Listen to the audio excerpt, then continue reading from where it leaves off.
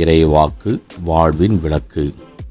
யோவான் அவர்கள் அனைவரையும் பார்த்து, நான் தண்ணீரால் உங்களுக்கு திருமுழுக்கு கொடுக்கிறேன், ஆனால் என்னை விட வலிமை மிக்க ஒருவர் வருகிறார், அவருடைய மிதியடி வாரை அவிழ்க்க கூட எனக்கு தகுதியில்லை, அவர் தூய ஆவி என்னும் நெருப்பால் உங்களுக்கு திருமுழுக்கு கொடுப்பார் என்றார்.